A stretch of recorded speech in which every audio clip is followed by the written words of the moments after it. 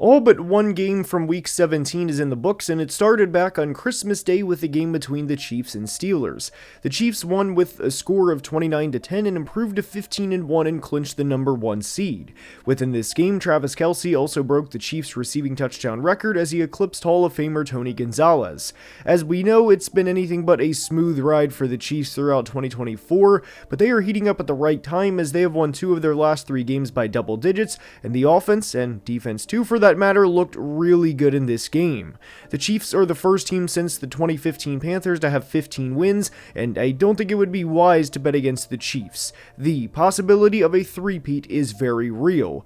Now, for Pittsburgh, I have a lot of concerns, and in the last 3 games, all against playoff teams, they've been outscored 90-40 and have not looked like they belong in the same field. I think there's a very real possibility this team enters the postseason on a 4-game losing streak as they play Cincinnati in Week 18, but as crazy as this is going to sound, I think they can win a playoff game if they play the Texans in the wild card round. I know all Steelers fans were dejected after this loss, especially given that it was on Christmas, but I don't know what their next steps are as a franchise, and I don't like the outlook of where they currently are. There will be a video on the Steelers relatively soon, presumably when their season ends, and this is not a great situation to be in for this franchise. The Ravens beat the Texans 31-2, and for all of the rightful concerns people had with the Ravens defense earlier in the year, I think those concerns have been put to bed. Lamar Jackson now has a touchdown to interception ratio of 39-4 and has an additional 850 plus rushing yards, and with Derrick Henry having a near 1,800 rushing yard season along with 14 rushing touchdowns, the Ravens, like the Chiefs, are a team I absolutely would not want to play in January. The Ravens can beat you with anybody, whether it's Derrick Henry, Zay Flowers, who had 4 100-yard games in a 5-game span earlier in the year, or, of course, the multiple-time MVP himself, Lamar Jackson. The Ravens have outscored their 3 opponents 100-33 since coming off of their Week 14 bye, and my biggest takeaway from the Christmas Day games is I think we are in a collision course for a repeat AFC Championship game. The Texans' 2024 season is coming to a screeching halt due to several reasons, and I know they are division champions, but to put up 2 points in a home game against another premier team is nothing short of embarrassing. Texans fans have been fed up with Bobby Slowick for a couple of months now, and I also don't think CJ Stroud played the best in this game, as there were several missed throws, but I would be extremely surprised if this team isn't a wild card round exit. There's several reasons for that, and it's not just on one person's shoulders, but I think we all know how the Texans season is going to end. The Seahawks defeated the Bears in a thrilling Thursday night game with a score of 6-3, and there were a lot of jokes being made that the Mariners beat the Cubs. Out of all of the NFL games played in the 2024 regular season, this was certainly one of them, and I didn't walk away from this game with any major takeaways from what we knew about either team. Seattle stumbled to 9 wins in year 1 with Mike Macdonald, and good for them because that's a great stepping stone for next year, but I have some concerns with where this roster is headed that we will certainly break down this offseason.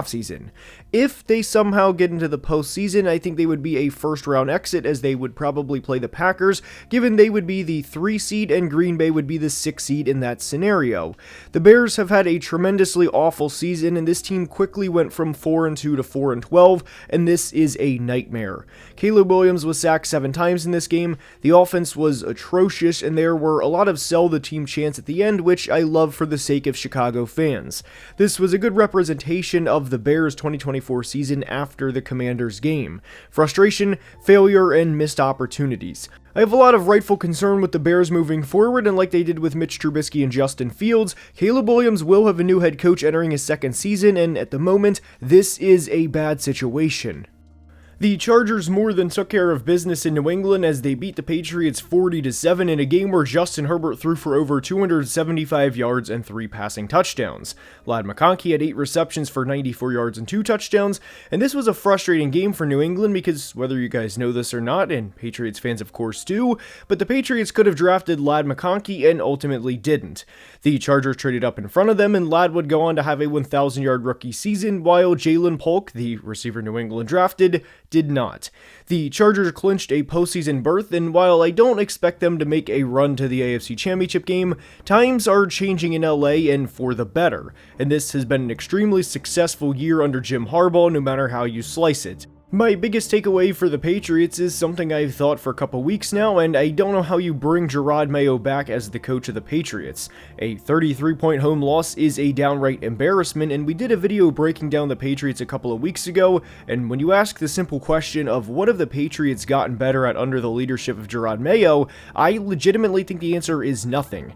They are a bad team, they're an embarrassing product, and you don't accidentally stumble into a 3-13 record, and for that matter, a 2-13 record in your last 15 games. If Robert Kraft wants to get this franchise back to any sort of winning, major changes need to be made this offseason. The Bengals defeated the Broncos in a game that went to overtime, and this was a very fun game as there was a lot of big plays all throughout. Joe Burrow threw for over 400 yards and 3 touchdowns and now has a 42-8 TD to INT ratio on the season, and T. Higgins had 131 receiving yards and 3 receiving touchdowns.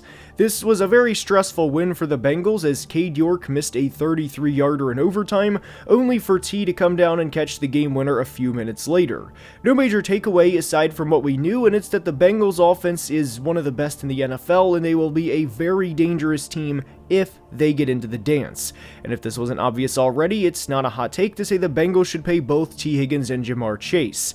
I thought Denver should have went for 2 in regulation, or as we saw overtime play out the way it did, go for the tie, but neither happened, and now Denver has a must-win game against the Chiefs. I honestly think the Chiefs should effectively let Denver win because I think Denver is a much less serious threat in the AFC than a red-hot Bengals offense, but it doesn't exactly work like that, and the Broncos had several chances to win this game. The tie should have been the worst case scenario, but I really thought the Broncos botched a big opportunity, and I know Broncos fans feel the same way. I really thought Sean Payton was outcoached and that Denver should be able to breathe a little bit knowing they clinched a postseason berth, but unfortunately they didn't, and here we are, and I wish them the best in Week 18 against Kansas City. The Rams started out 1-4 and had countless injuries and are now 10-6, and I am happy for the Rams and their fan base, and I certainly think this team can play with anybody, but I'm going to be honest, after a third straight game in which they failed to put up 20 points, I'm a little concerned at the moment. I don't think they're destined to be one and done, but this is definitely worth noting.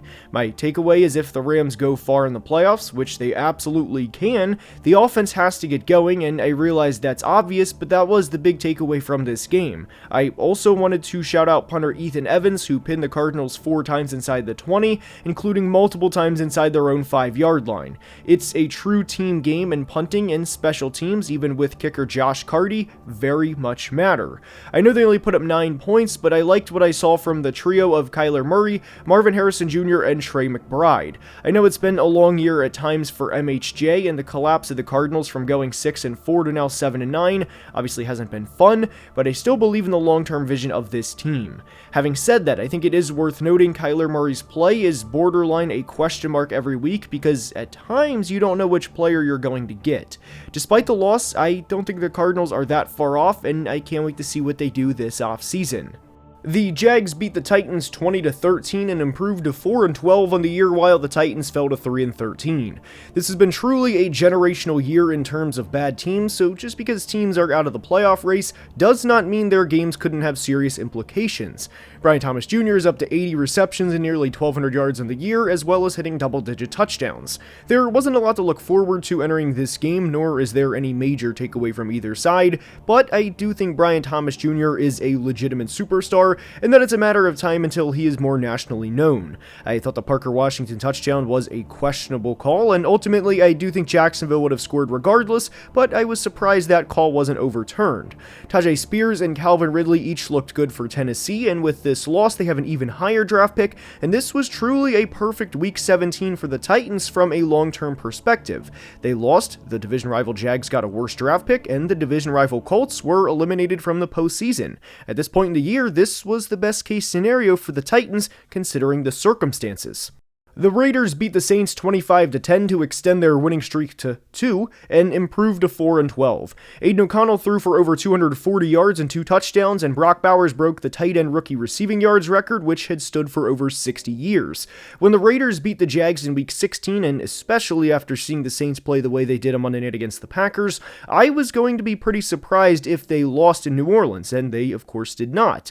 This was easily the most enjoyable game for Raiders fans since the Ravens upset back in in week 2, and if you are a Raiders fan watching, I would say to enjoy the win because your team played well, and to be upset about the draft order in about a week, because there simply hasn't been a lot of good play from the Raiders this year.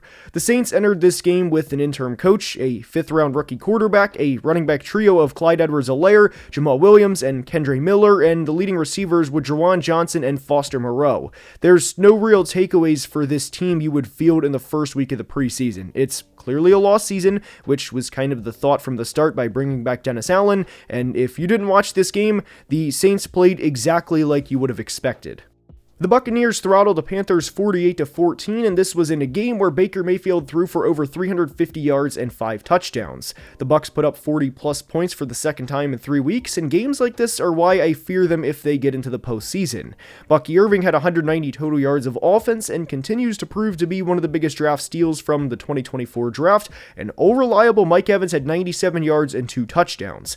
Jalen McMillan also had 2 touchdowns, and he has had a very good end to his rookie season, and he definitely looks like a player the Bucs can use for the next couple of years. I really liked him coming out of Washington, and he now has a touchdown in 4 straight games, and this was about as perfect of a day as Tampa could have asked for from what they can control. This was a really tough game to watch for Panthers fans outside of Bryce Young and Adam Thielen. Adam had 110 yards and 2 touchdowns, and Bryce Young only had 203 yards passing, to give you an idea of how the day went for Carolina.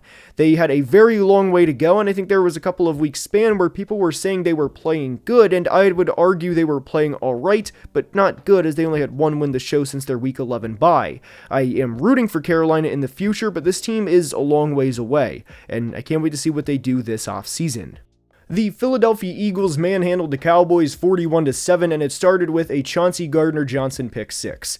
Dallas was obviously going to be limited offensively without star receiver CeeDee Lamb, but I thought Rico Dowdle looked good when given the opportunity. Obviously, this was a very ugly game from Dallas, and aside from Dowdle and the Jalen Tolbert touchdown on Quinyon Mitchell, this was a belt-to-rear-end beating, and if the Tampa game in Week 16 saved Mike McCarthy's job, this definitely unsaved it. The Kenny Pickett and Tanner McKee-led Eagles put up 41 points, and Devontae Smith torched Andrew Booth all game. There's no takeaway for Dallas aside from this being a thorough rear-end kicking and an embarrassing loss. The opposite was the case for the Birds, as they pantsed a division rival with a backup quarterback, and Saquon Barkley hit 2,000 rushing yards on the year. The Birds also clinched the NFC East, and this was pretty close to a perfect day for the Eagles. And a bonus, the Giants may have hurt their future by beating the Colts. And speaking of the Giants beating the Colts, we go to MetLife, where the Giants won their first home game of the 2024 season. Drew Lock had 5 total touchdowns as the Giants won 45-33. Obviously, you can't say to another grown man with his job on the line and ultimately his family's lives on the line and look them dead in the eye and say, hey man, go out there and stink so the franchise can move on from you and we can get a better pick. So good for Drew Lock for looking out for his future, but this is a brutal win for the Giants, especially this late in the year. Positively, Malik Neighbors had 7 receptions for 171 yards and 2 touchdowns, and is an obvious franchise cornerstone, but if there's any fan base to be upset about winning a game late in the year, it's the Giants.